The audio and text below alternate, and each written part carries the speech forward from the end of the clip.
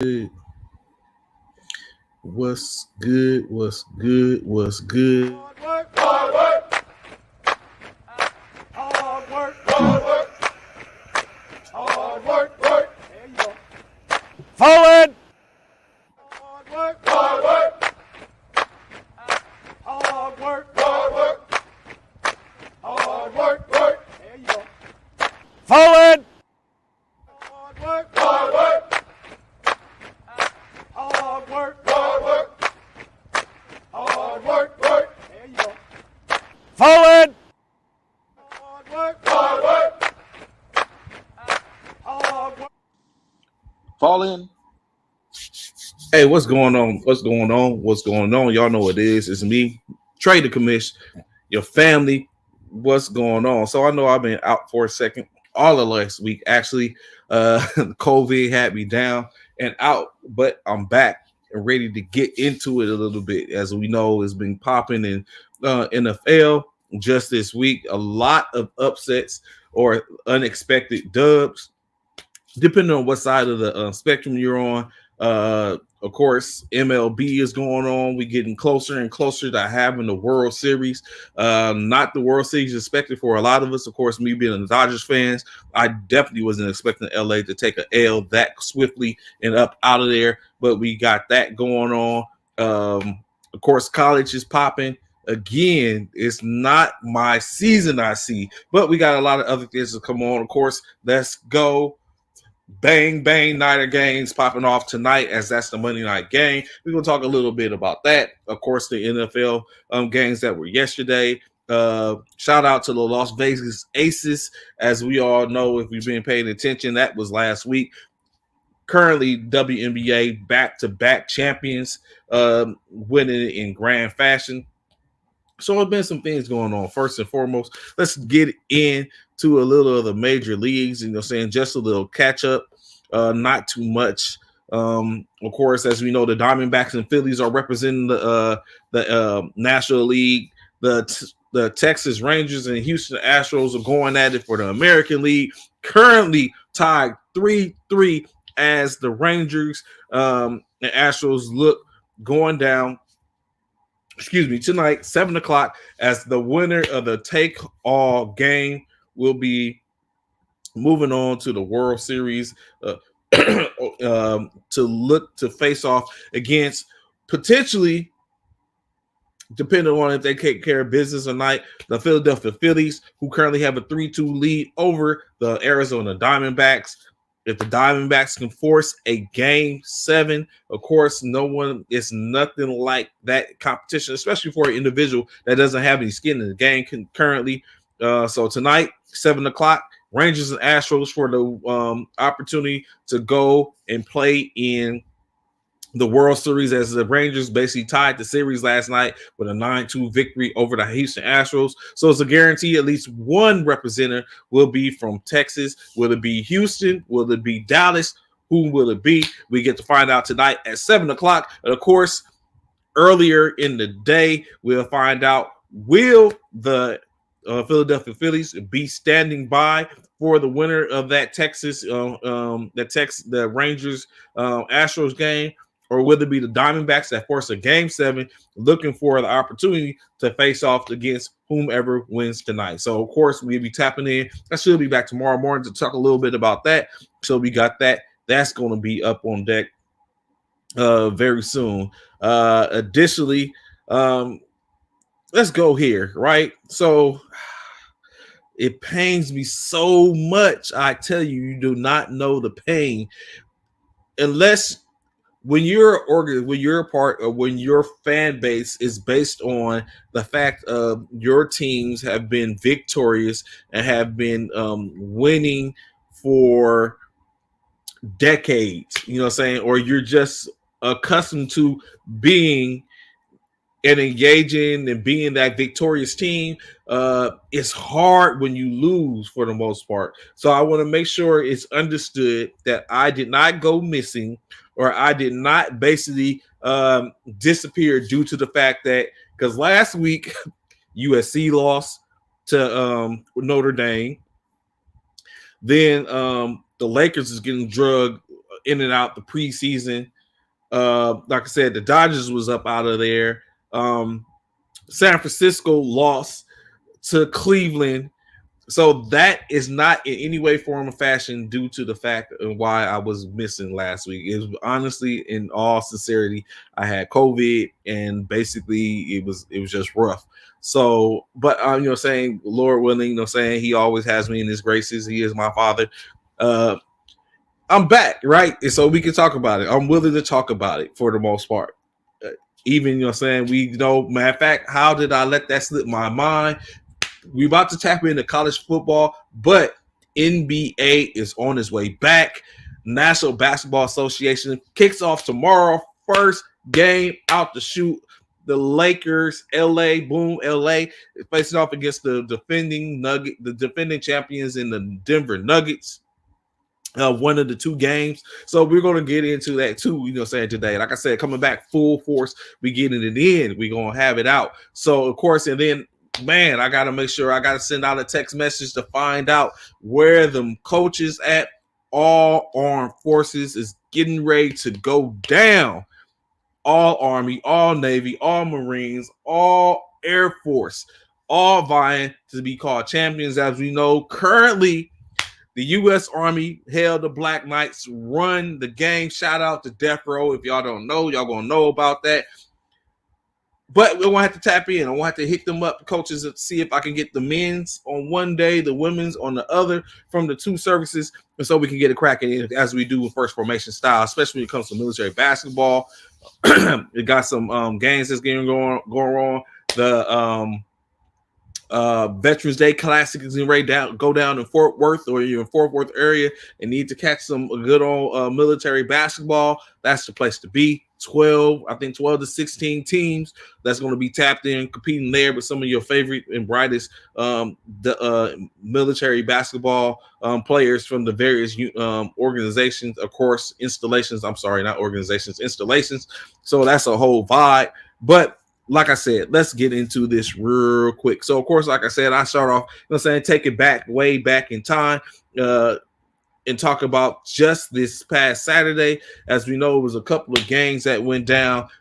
Mainly talking about the top 25, in which they're getting to the new top 25, and then what's up and coming, and then keep it pushing, keep it moving. So, first and foremost, of course, Michigan took care of their business as they faced off against Michigan State. Those rivalries is where it hit for the most part, and Michigan did not disappoint. Don't start, Randall. See, always have to be somebody. It always got to be somebody.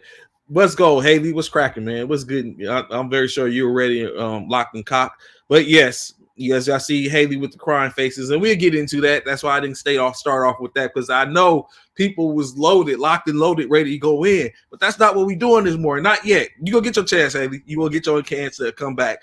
Hopefully Wayne come up. You know what I'm saying?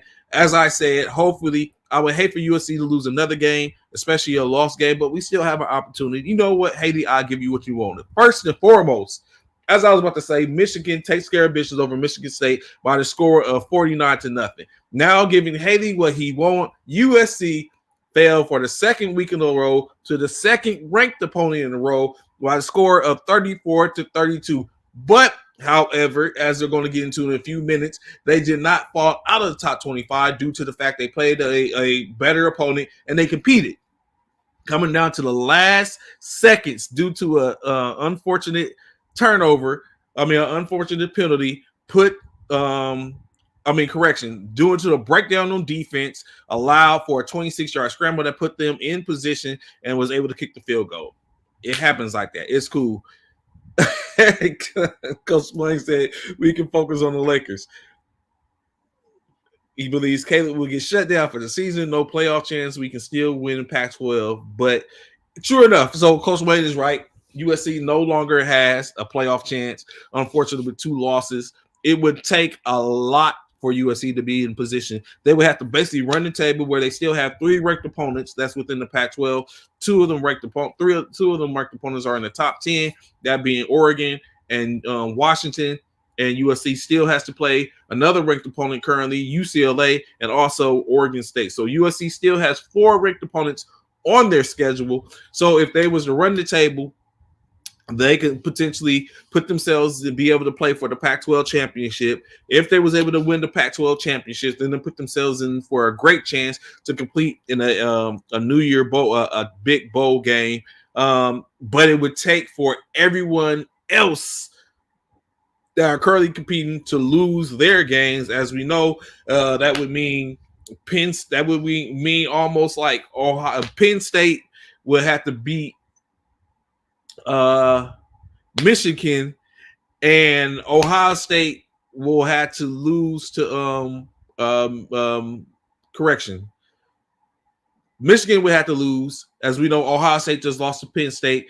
Just beat Penn State this week. So which means now currently Michigan, Ohio. So which means Penn State would have to beat Michigan, and Ohio, and then Ohio State would have to lose to Michigan in order to sit up and make it to mix it up to where you got some problems in the back there.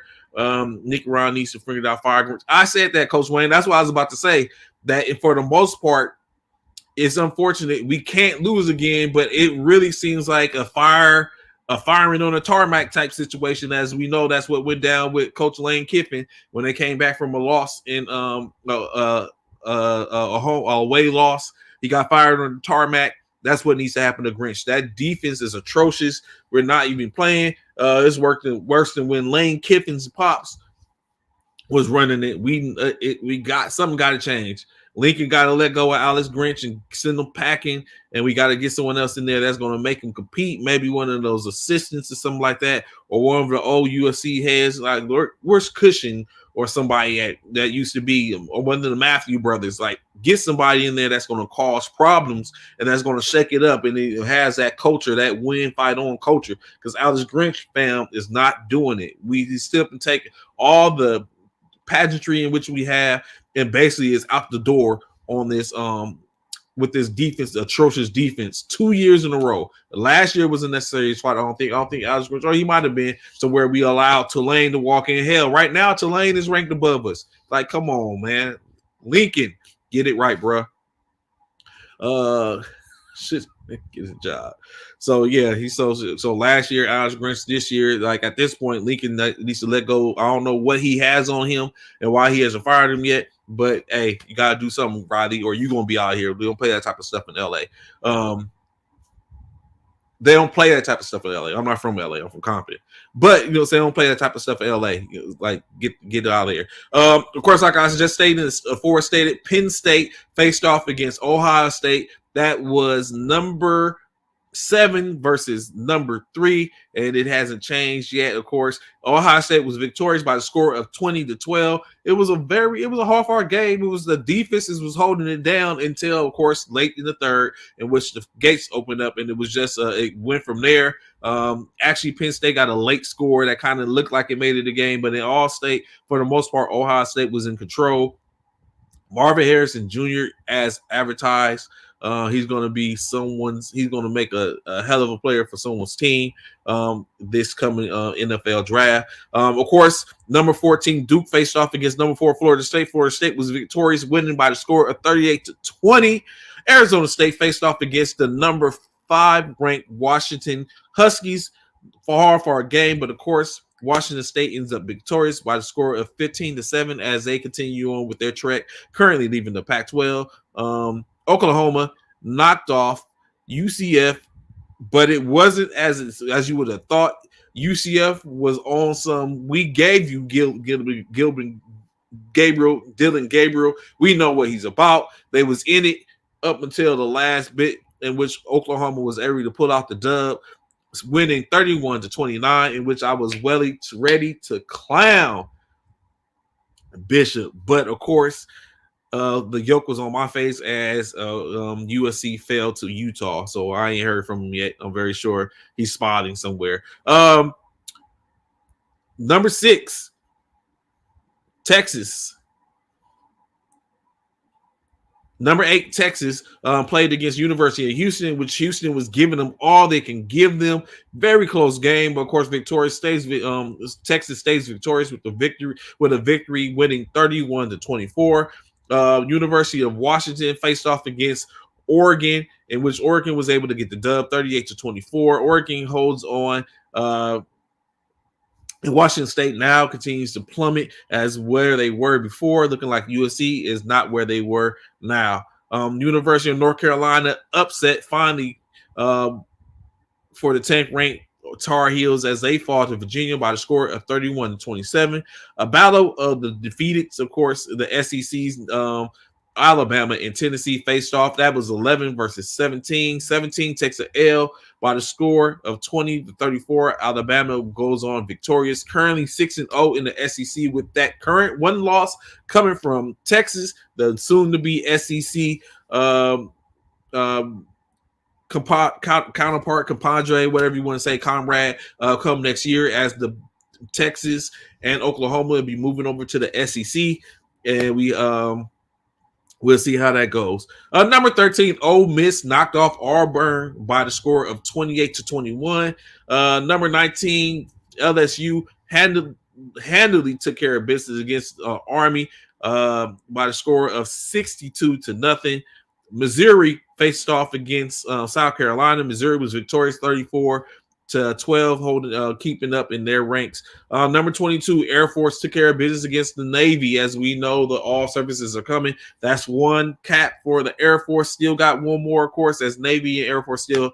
Navy has to play Army still, and Air Force has to play Army as well. Army, handle your business.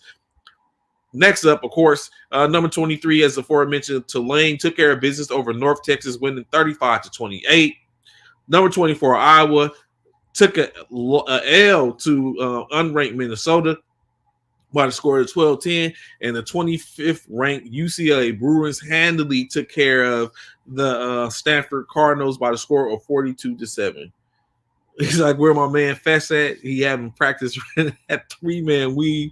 Coach, stop it. For an entire hour, the Air Force pulling up to the competition, running 3-man league fast break. That may be what it is. I want to try to get him. Of course, I gotta get him and Wayne. Him and Coach Bartley and the other two services. I want to try to get them on. So I want to try to make that happen so it can happen this week before everyone gets pulled up. I know soon the coach is going to have to lock in. They're not going to have time to do interviews and to talk mess and all that type of stuff. So I want to get a before and after, saying those humbling. So definitely you're looking for that for all forces. He said he's running 3-man week. So, of course, with all the L's that went on this weekend, what's going on? Understanding what's going on, Fred? How you doing there, brother? Glad to have information with me this morning, fam. So, of course, with that being said, of course, we got a new top 25. First and foremost, at number 25, James Madison coming through. James Madison with the ranking 7-0 currently, not ranked. Currently ranked. The aforementioned USC Trojans currently with the 2 losses back-to-back falls an additional 6 spots for number 18 to number 24. One more loss and they're going to be out the top 25. But, of course, with a couple of wins, they'll be victorious and we can sit up and get back at least, as we know, next week the CFP comes out and the AP goes to the side. CFP is going to be where it's at. Trojans, we got to get it, fam. Let's go. UCLA comes in at number 23 in the AP. At number 22, Tulane moves up a spot. Tennessee falls 4 spots from there. It's to number 21.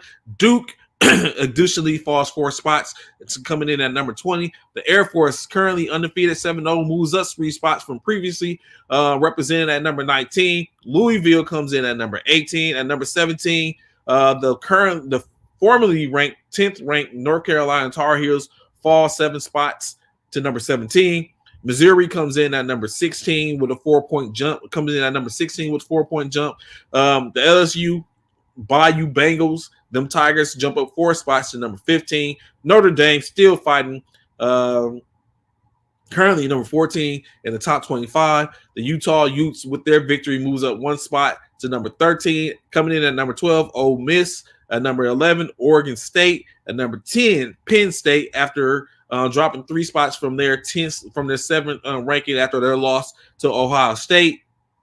And then finish out the top 9, Alabama is finding its way currently in the 9th spot with 1 loss, jumping 2 spots from 11 to 9. Oregon comes in at number 8. At 7, Texas. And then Oklahoma, undefeated, number 6. Washington, number 5. At 4, Florida State. At 3, Ohio State. At 2, Michigan. And at 1, University of Georgia holds tight to their current number 1 spot.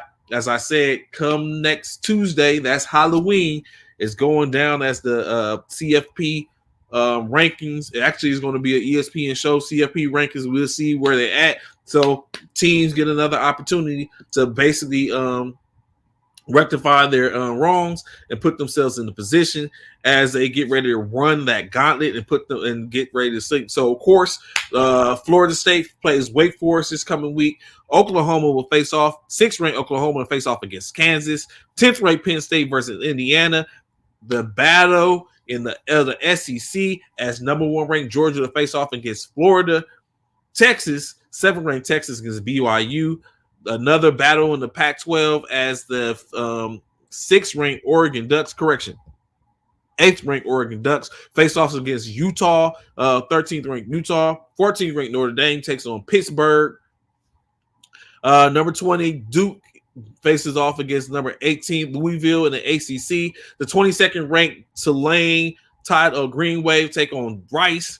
Washington, 5th ranked Washington faces off against Stanford, which should be an easy game.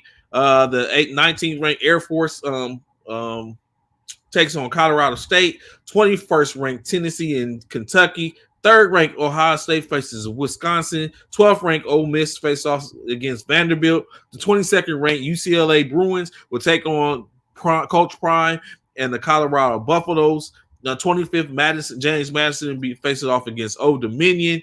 11th ranked Oregon State in Arizona, and the 24th ranked USC Trojans will be facing off against Cal. Not too many big implication games, of course. That Georgia and Florida game is going to be one. Oregon and Utah should be one as well. In a sense, Duke and Louisville, and then of course Washington. How bad they beat as we look forward to the CFP coming up. So plenty more going on when it comes down to the NCAA football as we look and get closer and closer to the bowl seasons and where it's at. So aforementioned, right?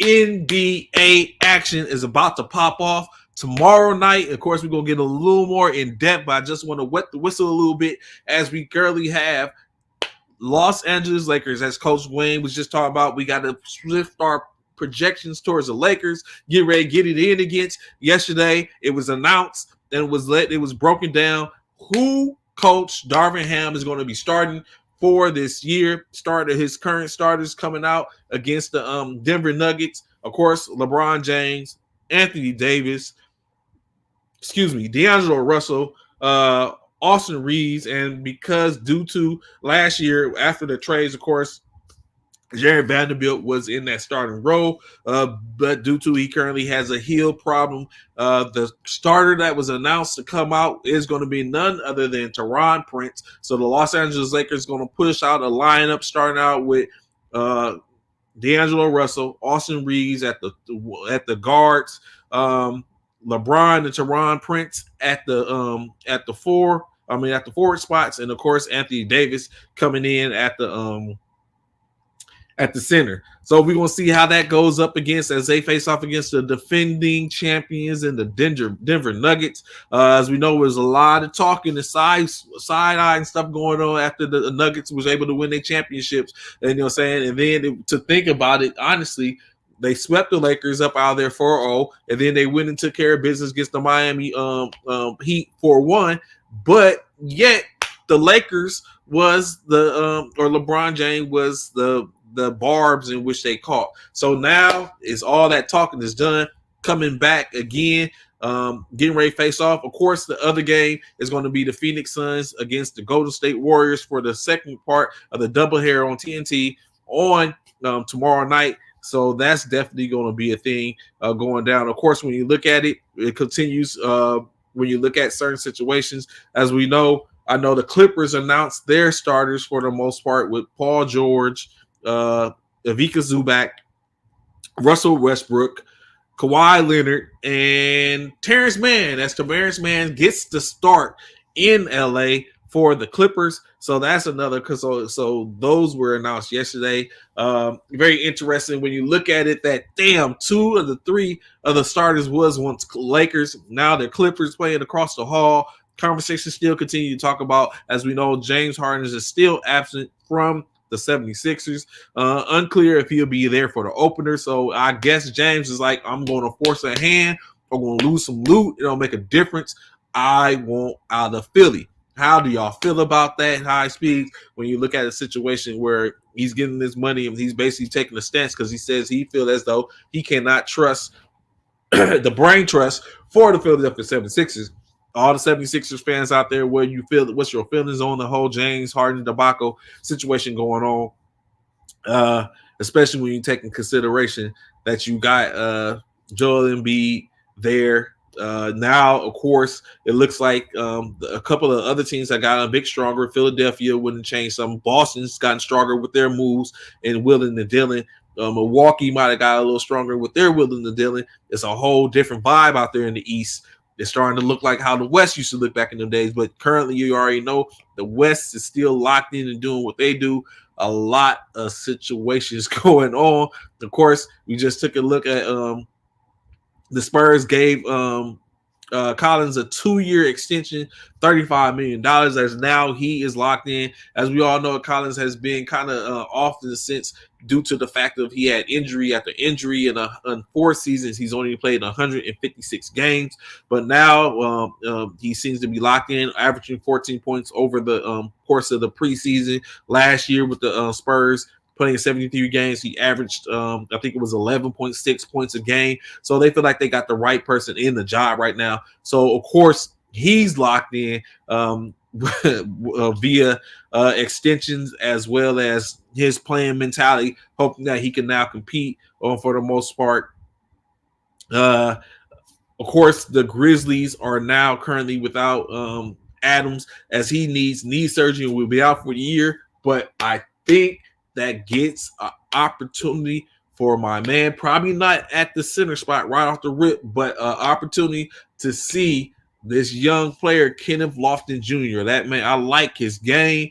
We'll see how if he can compete, if he's going to be able to hold up during the 82 game season, or what we've seen in spurts over the course of the year, what it has been doing, if it's going to be that. Additionally, the Oklahoma City Thunder, as we know, had a lot of moving going on. Traded for Houston for Kevin Porter Jr., as well as 2 second-round picks. Basically, OKC bought their picks because in Houston traded Kevin Porter Jr. in-state. What ended up happening is OKC is expected to release a waive or have waived Kevin Porter Jr.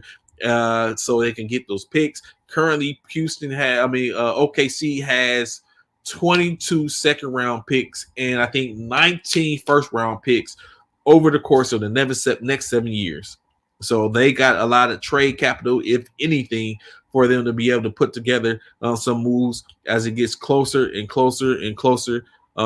Additionally, the Suns have waived guard Keaton Johnson in order to make room. Of course, who is the room in which you're making? Bobo will get an opportunity, will be able to fall into that last roster spot, as he is the 15th player after waiving Keaton Johnson. As Johnson came over for the Portland Trailblazers to Phoenix in the trades in which sent Dame Lillard to Milwaukee. So it's starting to all fizzle out and come out, as they would say, come out in the wash. But in any state, it's going down. Come tomorrow, we'll have a little more tap in, a little more emphasis on now the NBA season as it get ready to start up next week. Starts up tomorrow. Game 1, Los Angeles Lakers and the Denver Nuggets. Game 2, Phoenix Suns and the newly formed Golden State Warriors. Chris Paul and company, Steph Curry, Draymond Green, Klay Thompson, Andrew Wiggins. We're going to see how that all goes. So be locked and cocked tomorrow. Come with your basketball knowledge and let's get it in, because I'm going to have a couple of things for us to sit up and talk about. Some things that make you go moments. So NFL, right? NFL action of course, fantastic.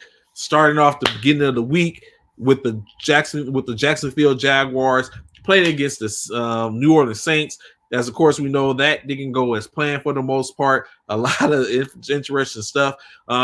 As it comes down, I don't know what all the hoopla was about Derek Carr, and I continue to say that. Where are my Las Vegas, Los Angeles, Oakland Raiders fans at? What was up with Derek Carr? What made him so great? Because we're not seeing in New Orleans at this point.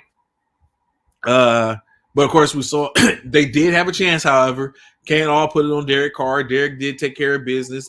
Foster Moreau did end up missing a wide open touchdown in the back of the end zone that would have basically gave them the lead and most likely probably gave them the game. It didn't end that way. They did have to come back from a deficit. In state, the Jaguars did get the dub on Thursday night, winning 31-24 for that most part. And then we get with the games that happened yesterday. Back to the aforementioned Las Vegas Raiders. As they was the numbers, of course, had to start. Jimmy Garoppolo's currently out. Wow.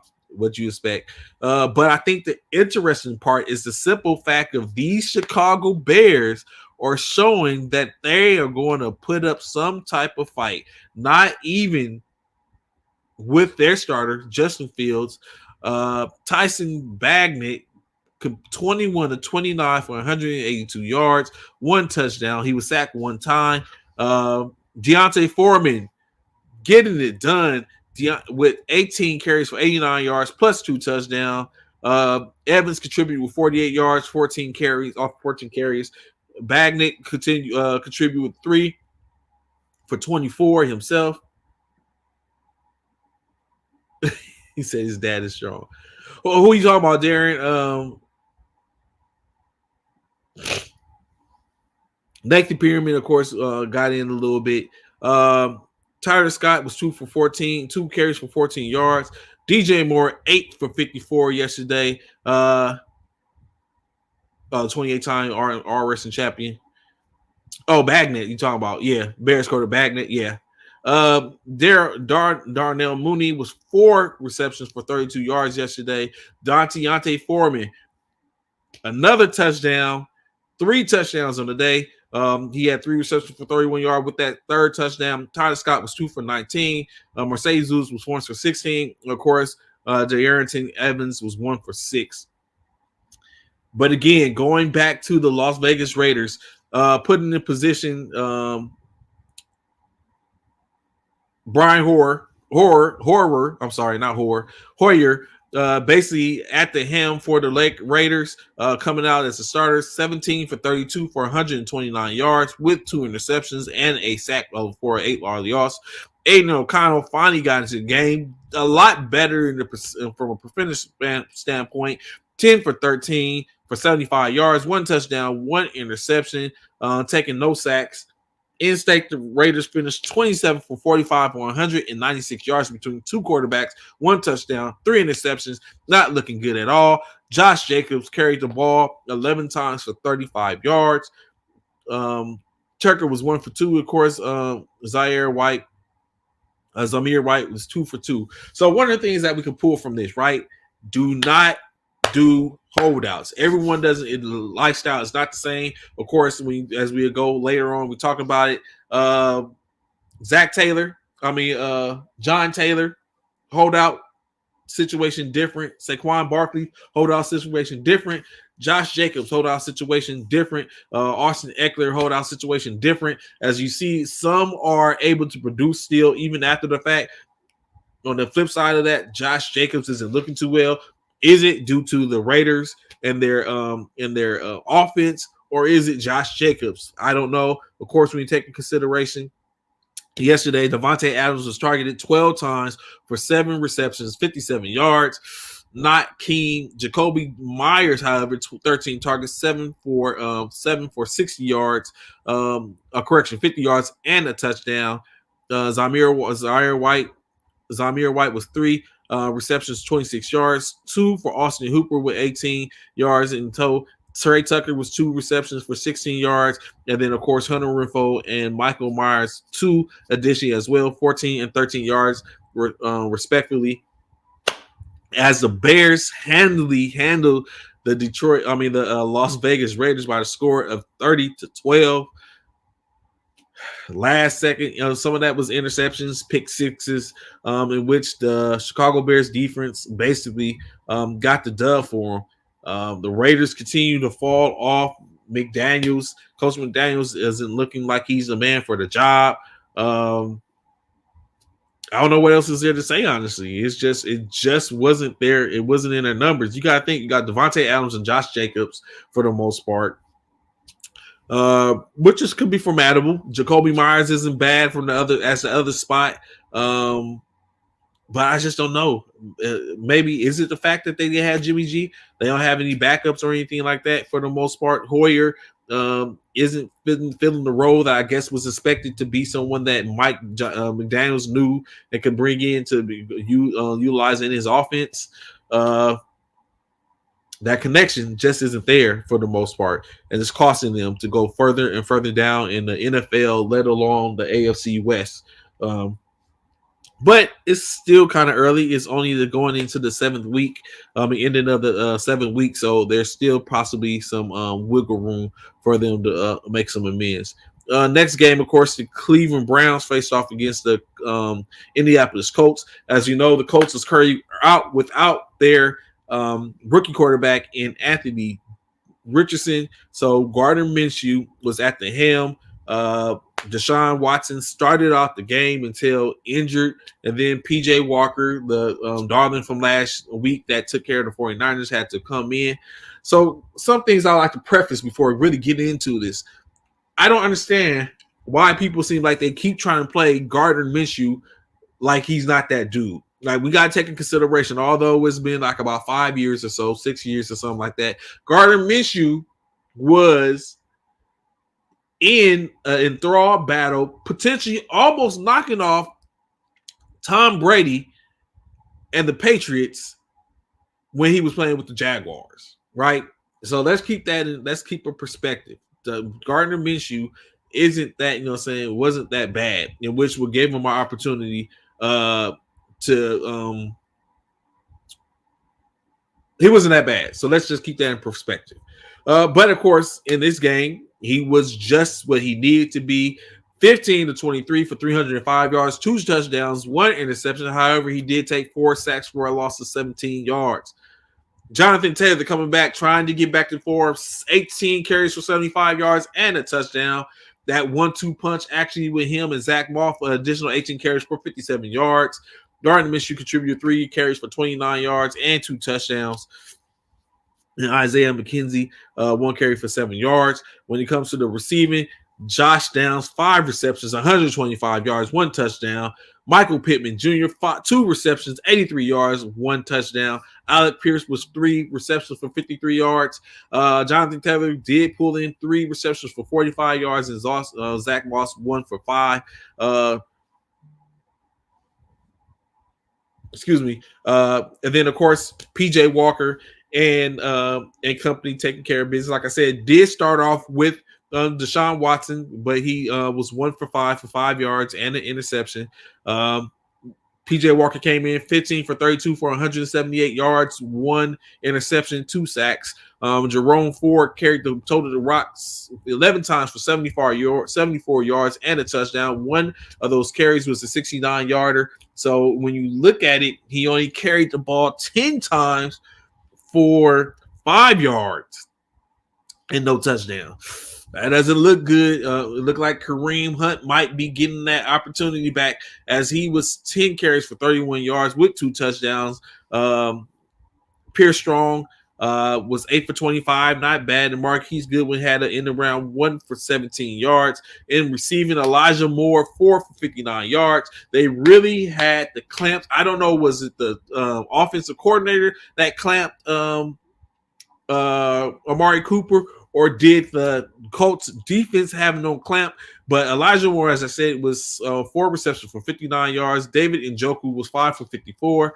Donovan Peoples 2 for 22 yards. Jerome Ford 2 receptions for 20 yards himself. Marquise Goodwin had 1 for 6. And then the aforementioned Amari Cooper 2 receptions for 22 yards on 8 targets.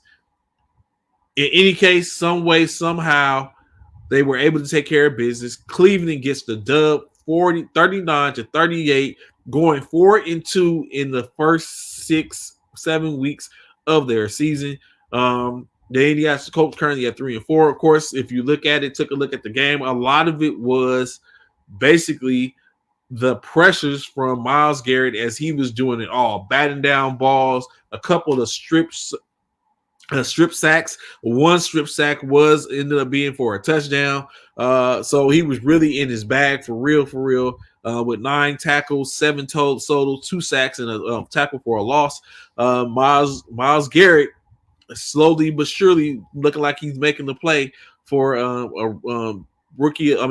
defensive player of the year, putting in all the work that was needed. But Cleveland not looking too bad. I don't know how much longer we can presume that PJ Tucker is going to be able to carry that organization. Deshaun Watson currently out the second week due to an injury. First and foremost, the week before that, he got an injury due to a shoulder injury before the 49er game. Went out, didn't play in the 49er game, comes back in the Colts game, doesn't do too well there. I think he sustained a concussion, possibly, or maybe re-injured that shoulder, in which he has basically been out for the last 3 games. Not what you want for your franchise quarterback, especially with everything you went through to get him. But I guess we continue to monitor that and see, or would it be PJ Walker at the helm come next week? Next up, of course, Buffalo Bills and the New England Patriots. What we thought most likely would have been a game set match for the Buffalo Bills was actually the opposite. Mac Jones faces off against Josh Allen. In any other time, you would think like this is going to be hands down a slaughterhouse, as you've seen what Buffalo has done to better teams, so presumably. It just wasn't the case. Mac Jones was in his bag, 25 for 30 for 272 yards, 2 touchdowns, 1 sack for a loss of 4, compared to Josh Allen's 27 for 41, 265, 2 touchdowns, 1 interception, 1 sack for 7 yards. The battle, Mac Jones' advantage. For the rushing attack from New England, Ramondre Stevenson was 9 carries for 34 yards. Ezekiel Eric ganged and bashed 11 carries for 31 yards plus a touchdown. Demario Douglas was 1 for 20 himself, and Mac Jones 3 totes for 11 yards. James Cook on the opposite side of the spectrum carried the ball 13 times for 56 yards for the Buffalo rushing attack. Josh Allen had 7 carries and a touchdown off of 17 yards. And Latavius Murray, 4 carries for 8 yards in yesterday's game.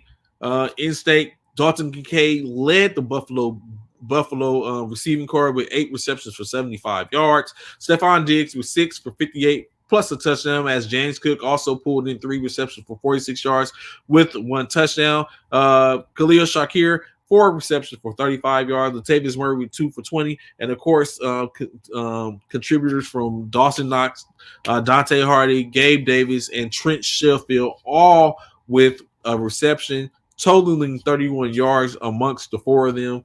But it just wasn't enough, as Buffalo failed 25-29. Kendrick Bourne led the receiving corps with 6 receptions, 63 yards, and 1 touchdown for the Patriots. Demario Douglas was 4 for 54.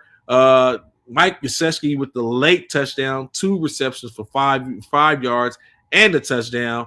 Devontae Parker was 1 for 8 last night. Jalen Reagor continues, 1 reception, 11 yards. Hunter Henry's 2 for 27. And Ramondre Stevenson pulling in 6 receptions for 51 yards yesterday. And Pharaoh Brown, 2 receptions, 54 yards. Again, New England gets the W.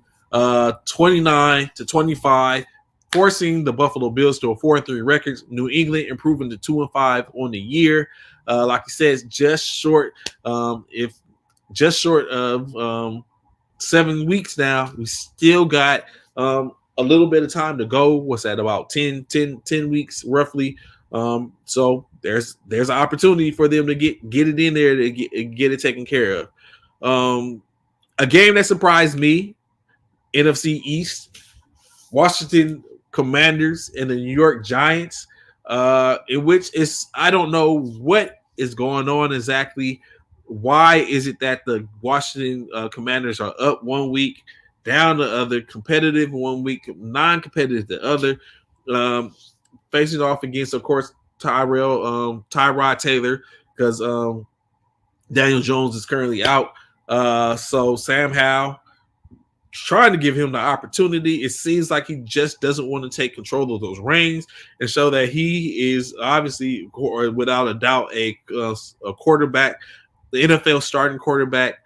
Yesterday, 22 for 42 for 249 yards, one interception, taking 6 sacks, 52. Now the sack's not always his fault. Sometimes the quarterback holds onto the ball. Other times it's just the offensive line doesn't hold. Or just, saying, the defense is doing what it got to do. Chris Rodriguez had 7 carries for 31 yards. Brian Robinson Jr. contributed with 8 carries for 23 yards and a touchdown. Howell had 2 touchdowns, 15 yards, and Antonio Davis 2 carries for 7 yards. Additionally, from a receiving aspect, Terry McLaurin, 6 receptions for 90 yards. Logan Thomas was 4 for 51. Jawan Dotson was 5 receptions for 43 yards, although the one that he dropped was probably the most key one, as he dropped in the waning seconds, of their possession, that could have basically put them and possibly utilized to tie them, or at least gave them a first down on 1st and 2. Drops the ball on the goal line on a 4th and 1, I think it was. Curtis Samuel, or 4th and 2. I mean, not 4th and 2, on a 3rd down. Curtis Samuel, 4 receptions for 25 yards himself. Anthony Gibson was 2 for 24. Byron Pringle was 1 for 16. But then when you flip it on the other side, Darren Waller doing exactly what he did in LA. Now that's someone when he was in Las Vegas / LA that is continuing to do that, getting kind of his feet underneath him. Darren Waller, 7 receptions for 98 yards and a touchdown. Jalen Hyde, a burner, a speedster, 2 receptions for 75 yards yesterday. Saquon Barkley, 3 receptions, 41 yards, and a touchdown. Darius Slayton, 1 for 22. Wendell Robinson got his 1 reception for 22 yards as well. Isaiah Hodgins, 2 for 13. And Matt Breida, 1 for 5. As the New York Giants was able to edge out the Washington Commanders in a dogfight, I guess you could say, by the score of 14-7. With that dub, the Giants go to 2-5 in overall. Of course, the Commanders dropped to 3-4, but still not, in any case, not anything different from anyone else. I think teams are still within a striking distance from one another. It's just when those games start to compile up, come 3 weeks from now, we'll start to see where it's at. By the time we get to the week 10, then we can start to say and kind of say, like, okay, this is probably over, unless teams tend to go on rampant or and just start running amok and make a real hard push. Next game we'll tap in real quick. The Atlanta Falcons and the Tampa Bay Buccaneers. This was one of those games. I just don't know what to say yet for Atlanta. Currently, they are the leaders in the NFC South. As I initially came out and stated that I believe it was going to be the Saints that was going to be holding that down. The Falcons are making a play for it, although it's not too. It's pretty close, I guess you could say, for the most part. Nothing but 2 games or a game and a half that separate the 3 teams, being Atlanta, Tampa Bay, and New Orleans. My projection was that the New Orleans Saints was going to be the team to beat in the NFC South, but Tampa is showing that they are worthy of that possibility distinction, as well as Atlanta. But of course, the 2 faced off yesterday, and just like Highlanders, there can only be one, in which it came out to be Atlanta, as they get the 16-13 dub over the Tampa Bay Buccaneers. Desmond Ridder was 19 for 25, 250 yards, 1 sack taken. Tyler Algier, 21 carries for 59 yards. Unlikely source that we've seen before. He was back in it. Cordell Patterson toting the rock 10 times for 56 yards. He earned them 56 yards. He was getting it as best he can. As we know, B. John Robinson only had one carry yesterday for 3 yards, as it was stated that he was sick. He had an illness. Desmond Ridder toted the rock 6 times for 38 yards and a touchdown. Drake London, 6 for 54 yesterday in reception. Tyler Agier pulling in 3 receptions himself, totaling 53 yards.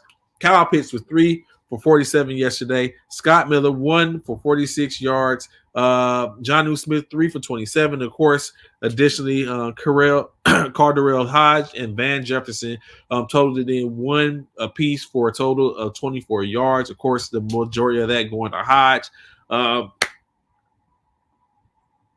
course, on the other side of the spectrum, Baker Mayfield Company put up a hell of a fight.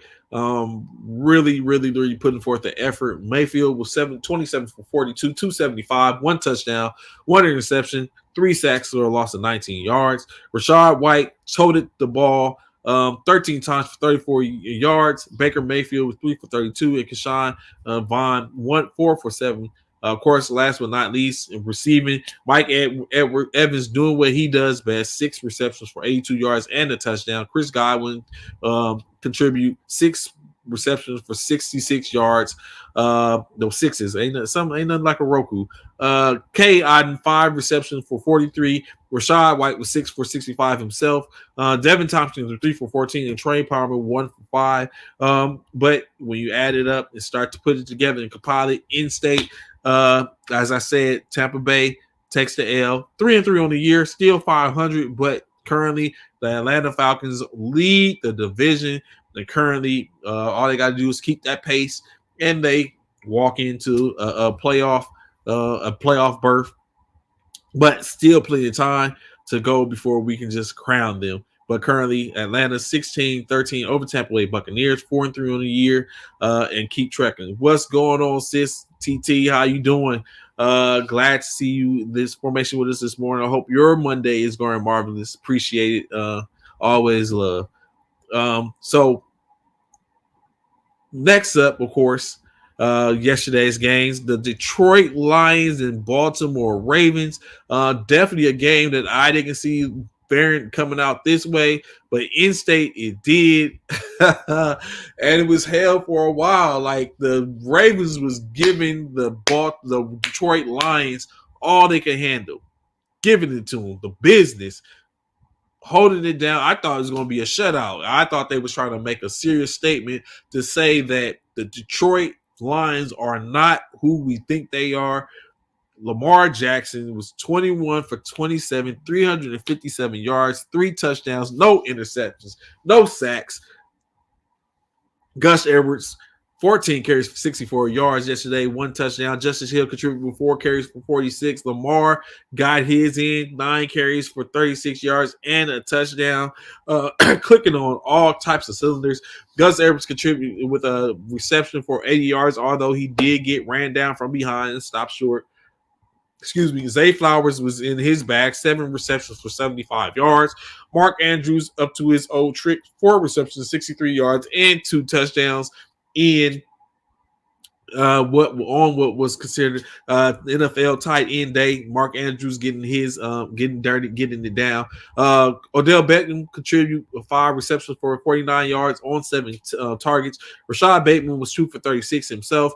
Patrick Ricard was 2 for 31. Nelson Aguilar 1 for 12. Keenan Mitchell 1 for 9. And last but not least, Justin Hill 1 reception for 2 yards. Taking care of business as it needs to be taken care of. Jared Goff, not of best. Another interception through 5 sacks for 31 yards. 33 for 53 on 284 yards passing. As we know, Jared Goff was the darling we talked about early in the year because he was going on X amount of games with X amount of interceptions, that X being none whatsoever, but it's not the case anymore. He has thrown a couple since then, kind of flustered in a sense. Of course, we know the run game for Detroit took a little hit. But of course, they had Jameer Gibbs, who was ready to go, and he answered the bell, if I don't say so myself. 11 carries for 68 yards and a touchdown. Craig Reynolds was 3 for 16, as David Montgomery is out for a bit. From a receiving standpoint, Amon-Ra St. Brown, 19 targets. Y'all hear me? 19 targets. He pulled in 13 of them for 102 yards. However, not a single interception.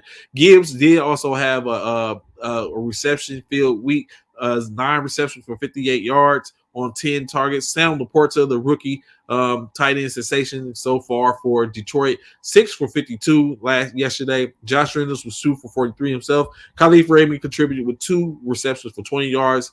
1 reception from Craig Reynolds for 9 yards, but in state it didn't make a difference because not a single point was scored till the fourth quarter, in which Detroit falls to the Baltimore Ravens by the score of 38-2. With that win, that puts the Baltimore Ravens at 5-2. Detroit falls to 5-2 themselves. Still not bad. Detroit still in contention, as I believe the Lions are going to be the NFC North's champion this year. I think they're going to walk away with that. They're in prime position. All they have to do is hold on, get back on track, as they have lost their second game of the season. But again, plenty of time. We fall down, but we get up. We'll see how that goes if Baltimore can keep pace and continue with this type of dominance, because they was in their bag this weekend representing. So we'll see how that continues on. Next up, of course, on the docket, the Pittsburgh Steelers and the Los Angeles Rams. I got to say, I continue to shout out and look to Puka Nacua possibly to be the rookie of the year this year. It's a little early, but if I had to vote right now, if it was a midseason, we get closer to midseason, it would be Puka that I'd be looking at, saying that he is the rookie of the year. But plenty more can happen. As they faced off yesterday against the Los Angeles Rams versus the Pittsburgh Steelers. Kenny Pickett, 17 for 25 for 230 yards, 2 sacks taken, 16 yards. Najee Harris, trying to be that bang 'em bell cow running back, 14 carries for 53 yards and a touchdown. Jaylen Warren, 6 carries, 32 yards and a touchdown. I tell you, gotta watch out for Jaylen. Najee Harris needs to keep an eye over his shoulder. It's going to be kind of hard for him to keep an eye in front of the defenders in front of him, but the eye over his shoulder to see how close Jaylen is getting to him. Calvin Austin contribute 1 carry, 1 rush, 1 yard. And Kenny Pickett contribute with 8 carries, but no yards, however, in a touchdown. So basically 3 rushing touchdowns for 29 carries, 86 yards from the Pittsburgh rushing quartet attack. George Pickens, 5 receptions for 107 yards on 8 targets. Deontay Johnson back in the fray again, 5 receptions himself for 79 yards on 6 targets. Not bad. Connor Hayward, 2 for 2 on 23. Najee Harris pulled in 3 receptions for 15 yards. Warren had 1 himself, as well as Allen Robinson II, but of course 7 yards, 6 yards total between the two of them. On the opposite side of the spectrum, Matthew Stafford, 14 for 29. Kind of dismal, especially when we know Matthew Stafford being a gunslinger, possibly a potential Hall of Famer when he hangs it up. But he had 14 receptions, 14 to 29 for 231 yards, 1 touchdown, 1 interception, 2 sacks for 12 yards. Royce Freeman being called up, getting an opportunity to come up off the practice squad, as they are really hurting as far as running backs in the Los Angeles Rams. Running back room, Royce Freeman was 12 carries for 66 yards. Darrell Henderson Jr., 18 carries for 61 yards himself with a touchdown. Not bad at all. Tutu Atwell, 1 reception for 31 yards and a touchdown, all in 1 scoop. Puka Nacua, 8 receptions for 54 yards. Cooper Kupp was 2 for 29 last night. Tyler Higbee 1 for 7. Bryce Hopkins 1 for 50, 1 for 5, and then Darrell Henderson had his 1 for 50 for 5. Of course, in state when it all comes down to it, Pittsburgh victorious 24-17 over the Los Angeles Rams. In which Pittsburgh currently sitting at 4-2 on the season. Rams 3-4, not too far off. I think they still can make a little noise for the most part. Maybe even becoming the second best team in the NFC West potentially. But Pittsburgh right now is making a hard case for them to sit up and be yet again the 16th or 17th consecutive winning season for consecutive winning season. So they're close. They're making a hard push for it. Currently 4-2. Again, like I said, it's early. At the point after once we get to the week 10 or something like that, we could probably see where the teams are really separated at, and then we can revisit and see and talk about whether or not Pittsburgh really has what it takes to make that push. Because of course you got teams like Cleveland that's in their division that is looking good. We just as well as I think the aforementioned Ravens. So we're gonna see how that ends up coming out. But again, Pittsburgh 4-2 on the year with a 24-17 win over the Los Angeles Rams. Of course, the aforementioned Puka Nacua is going to be hard for him to sit up and pull in the Rookie of the Year nomination. Of course, as he only has, excuse me, he said, "No, we don't. No, we do not." Donovan, I know you're a fan of Pittsburgh's fan, but you're not impressed. 4-2, that's impressive, I guess. It's got to be a little bit. But like I said, Puka Nacua currently 58 receptions on the year, 752 yards receiving, 2 touchdowns. So 300 yards we still have roughly 10 games for him to pull up another 300 yards. That's like basically 30 yards a game. If he's able to pull off that over the next 10 games, 30 yards a game, he's going to be a 1,000-yard receiver as a rookie. Actually, but 2 touchdowns, that's going to probably make it hard for him. But, you know what I'm saying, I believe in you, Puka. I'm with you, fam. Let's get it. Yeah, he's balling for a rookie without a doubt, Maurice. So he's really putting in that work. So 300 yards from a 1,000-yard rusher, I'm sure he can get 30 yards a game the way he's been playing. Hell, that could be just 2 or 3. That could be 3 receptions for 10 yards apiece. If he does that over the course of the next 10 games every game, he's probably going to walk away with the Rookie of the Year. But he's in prime position already for it. So, like I said, I believe in Nuka. Let's go, Puka Nacua. And plus, he's on one of my fantasy teams, so I really need him to keep that work. Next up, someone else that's being somewhat surprising, but just can't hold on. The Arizona Cardinals faced off against the Seattle Seahawks yesterday. I thought that Joshua Dobbs is going to probably make the difference yesterday. He'd be looking good, and then he reverts back to wherever was before. Joshua Dobbs was 19 for 33 for 146 yards. 4 sacks for 28 yards can be very detrimental. Amari DeRiccardo, 13 carries for 58 yards. Joshua Dobbs, 7 carries himself for 43 yards and a touchdown, seemingly his strong point. Damian Williams carried the ball once for 2 yards, and Ramondre Moore was 4 carries in the rounds for 24 yards on the day. Marquise Brown was able to pull in 3 receptions off of 7 targets for 49 yards. Trey McBride pulled in 3 himself for 29 yards off of 6 targets. Michael Wilson with 3 receptions for 26 yards. Zach Ertz 3 for 19 himself off 4 targets. DeMarcado 4 for 17. And Jeff Swan was 1 for 8. But, of course, that isn't enough. As I stated, 122 yards. 146 yards passing for Joshua Dobbs. Not the greatest. Geno Smith, however, 18 for 24 18 of 24 for 219 yards, 2 touchdowns, 1 interception, 2 sacks. Of course, 16 yards totaling. Kenneth Walker the third, 26 carries for 105. He's doing his thing. Geno Smith contributed with 6 carries for 10 yards. Getting the ball to Jackson Smith and Jigba, 4 receptions, 63 yards, 1 touchdown for the rookie. Jake Bobo, another rookie, doing his thing, 4 receptions for 61 yards and a touchdown.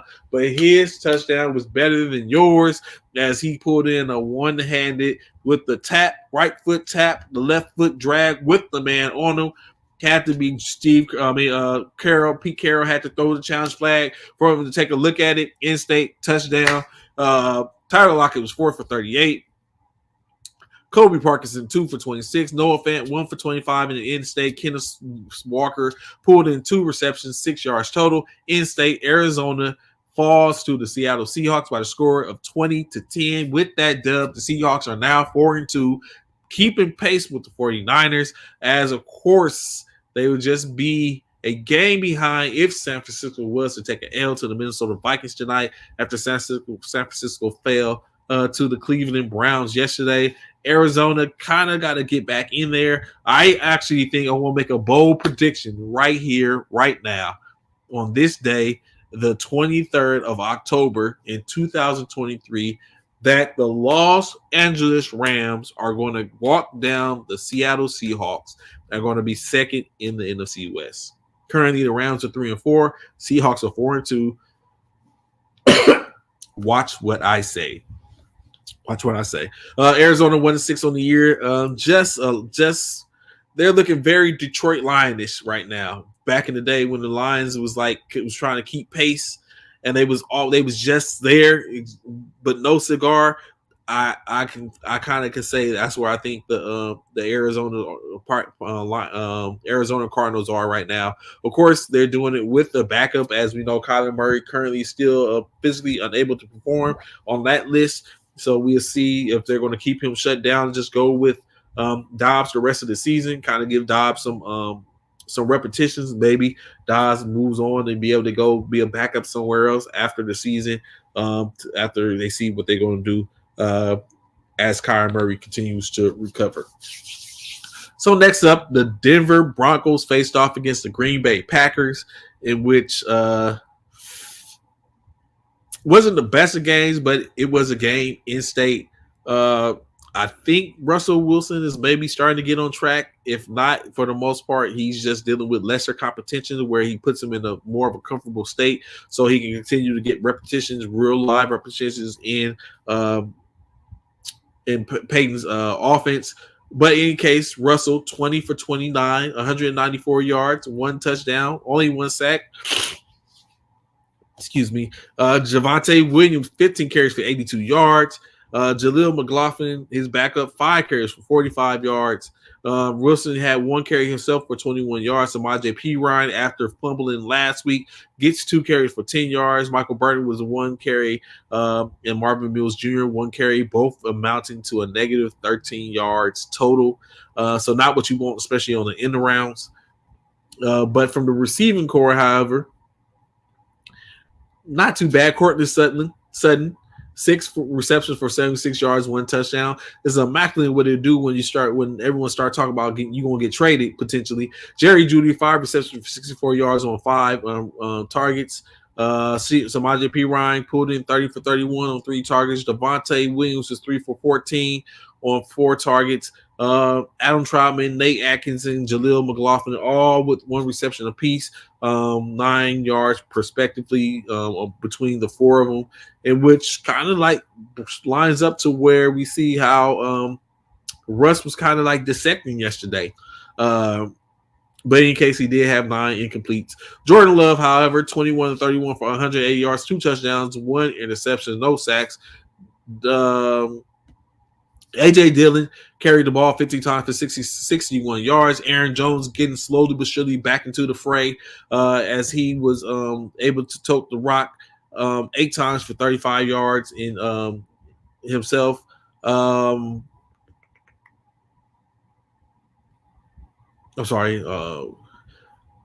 Jordan Love carried 3 for 21 times just for 21 yards yesterday. Emmanuel Wilson 2 for 19, and Devontae Wicks, Taviante Wicks was one carry for 1 yard.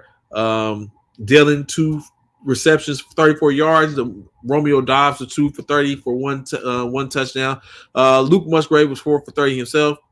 Christian Watson and Aaron Jones both pulled in 3 carries, catches apiece. 27 for Watson, 22 for Jones, 3 for Jaden Reed as he was able to amount 21 yards receiving and a touchdown.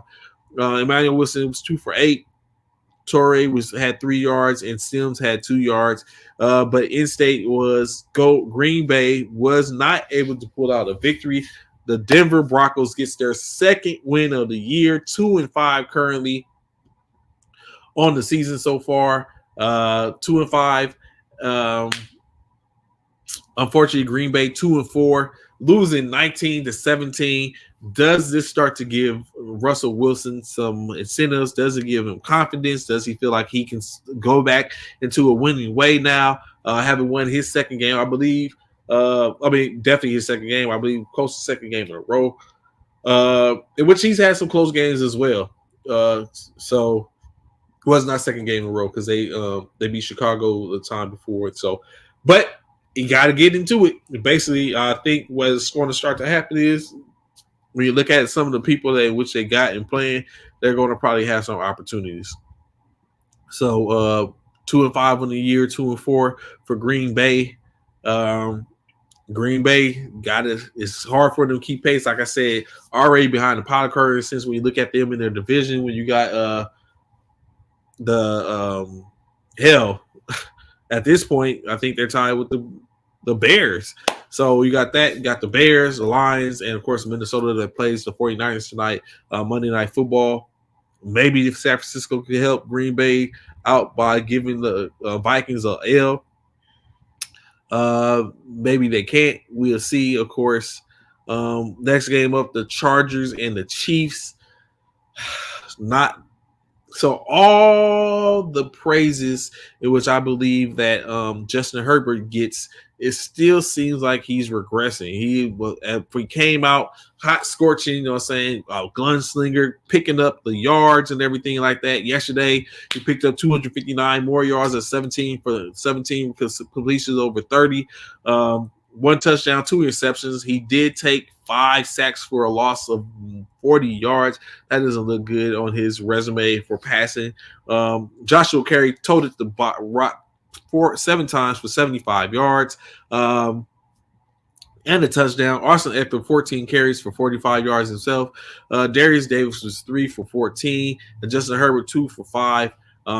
Joshua Palmer picking up the slack since they are without Mike Williams. 5 receptions, 133 yards on 7 targets. Keenan Allen, 4 receptions for 55 himself.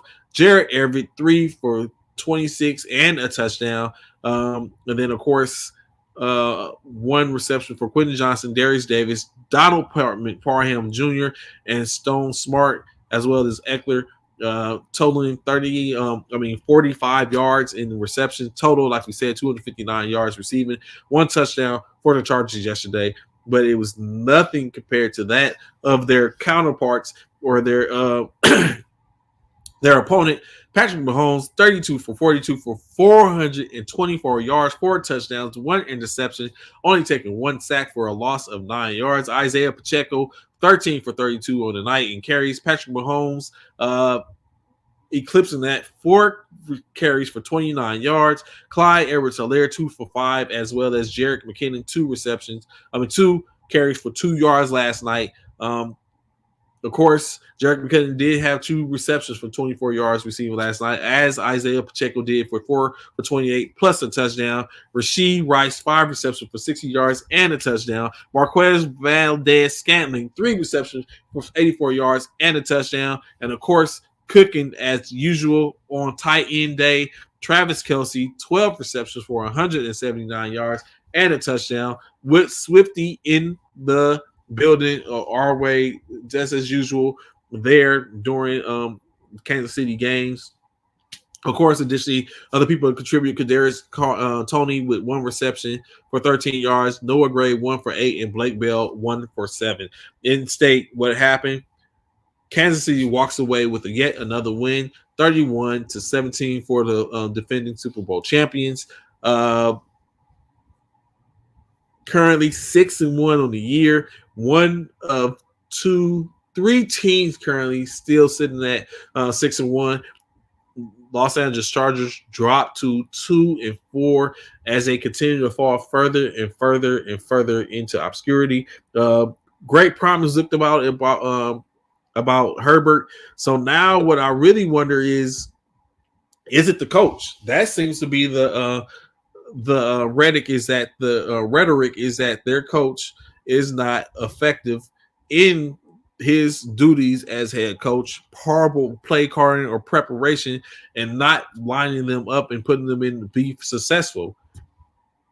And we has yet to be seen. Again, it's kind of early, 2-4 currently. They still have an opportunity to fight in for a wild card spot.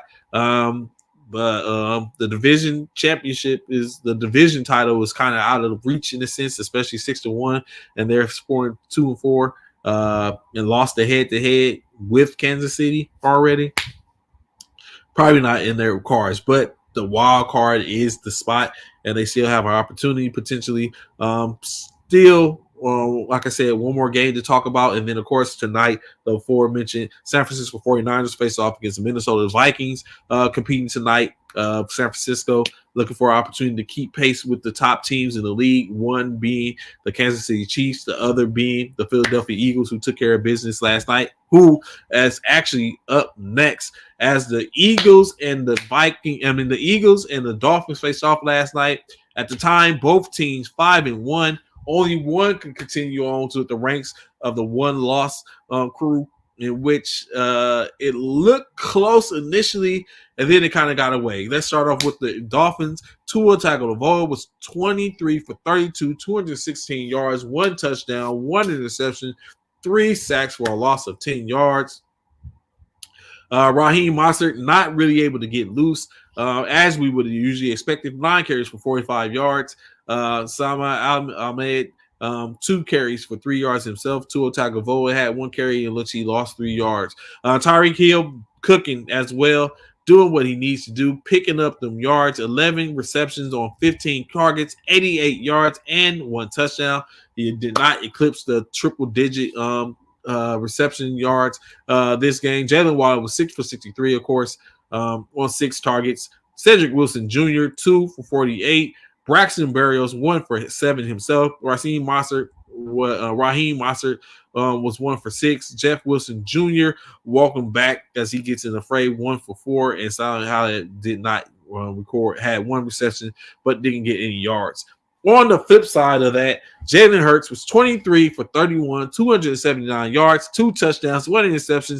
However, he did accumulate 3 sacks for 23 yards. So as you listen to this, it basically sounds like it was just some SEC game with all these names and stuff that you are former SEC players. Of course, a lot of these players, former Alabama players that played with one another at the same time or became champions in the college ranks amongst each other. DeAndre Swift, 15 carries for 62 yards last night. Jalen Hurts contributed 11 carries for 21 yards and a touchdown. Kenneth Gainwell was 8 carries for 16 yards and a late touchdown. AJ Brown was in his bag last night. Had basically having everyone else to have a seat and saying let him show you how to do it. 10 receptions for 137 yards, 1 touchdown. In his coming out game, I guess last night, because he's had a couple of games in which he hasn't seen the ball or he's demanded the ball. It wasn't being too effective, although they are only 6-1, losing only 1 game, which was last week, to the New York Jets. Dallas got to contribute 5 receptions for 7 yards on 5 reception targets, 1 touchdown, 77 yards. Dante Smith, 4 receptions for 49 yards. DeAndre Swift contributed 3 receptions, 13 yards. Julio Jones, the newly minted wide receiver in Philadelphia, did get an opportunity. 1 pass reception, 1 target, 3 yards. In state, Philadelphia Eagles get the dub 6 and one now their record with the 31-17 victory over the Miami Dolphins, in which it wasn't as we would have thought it was as bad. But I mean, if we take into consideration some of the stuff, Slade did have a late second touchdown, interception, that would have basically even allowed the Philadelphia Eagles to score and tie or put them on the 2-yard line. But I think an inherent double move that happened at the wrong time that put Slay in position to be able to cover both receivers at the same time, and basically was an easy basket catch for the interception. Tua's only interception, so it could have been two touchdowns. But I think that was a 40-yard, 250 or something like that in passing with the without that interception. But in any state, someone had to lose. Miami's still not a bad team. Currently 5-2 on the year. When you continue to look at it, so babe, honestly, nothing to really to be down on. All the Miami fans that was out there, I'm very sure they still currently Miami still in the lead in the AFC East, having to half a game over the Buffalo Bills with their loss to New England yesterday. The New York Jets currently sitting at 500. New England's 2-5, but like you said, it's only week 7 for the most part. So still more to be played for the most part. Baltimore Ravens currently lead the AFC North at 5-2 over the Pittsburgh Steelers and Cleveland Browns. And Cincinnati Bengals is hot on their heels, as of course they're currently one of the teams off this week with the bye, coming back next week with versus the San Francisco 49ers. So AFC North not in bad condition in their division. The Jacksonville Jaguars currently lead their division 5-2 with a surprising Houston Texans, another team off with buys this week, currently 3-3. The Indianapolis Colts, with that loss this weekend, basically put themselves under 500, but not too far out as they're currently 3-4. And the Tennessee Titans 2-4. And last but not least, in the AFC, Kansas City Chiefs leads the division for the most part, as well as the conference with a 6-1 record. Currently, just 3 games ahead of the Las Vegas Raiders, 2.5 games actually, and a head-to-head win over the Los Angeles Chargers and the Denver Broncos. So when you look at it, the best team conference in the AFC North right now is looking like the AFC is. I mean, in the American Football AFC is the AFC North. They're really getting it in there over there. So we're going to see how that turns out after this week. Of course, like I said, Cincinnati has the 49ers. Hopefully we should have Debo back by then, because Debo Samuels is currently out, as well as some rest for Christian McCaffrey, as if he takes care of business early, maybe he sits out a while. Moving on to the NFC, of course, that's where it's at. Philadelphia Eagles currently 6-1 in the NFC East. Dallas Cowboys 4-2. Washington Commanders 3-4, and the New York Giants 2-5, as it look like, especially with the head-to-head matchup. Washington and New York are going to battle it out. Dallas and Philly are going to continue to have their battles, and we'll see how that goes. As I said, aforementioned Detroit Lions currently 5-2, Minnesota Vikings 2-4. They have a game tonight. The Green Bay Packers 2-4, and the Chicago Bears 2-5. We'll see how that turns out. We might see a situation where Green Bay jumps Minnesota with the Minnesota Vikings loss tonight, or they stand pat where they are with a victory over the 49ers. In the NFC South, the Atlanta Falcons lead that division 4-3 currently. Tampa Bay 3-3. The New Orleans Saints 3-4. Carolina Panthers continue to sit as currently the only team in the NFL that has not got a victory. We'll see how long that holds on, if it's going to be a full year thing. If that is the case, unfortunately, sorry for Bryce Young. And last but not least, in the NFC West, the San Francisco 49ers currently coming off a loss after that missed field goal by Jake Moody, with a 5-1 record.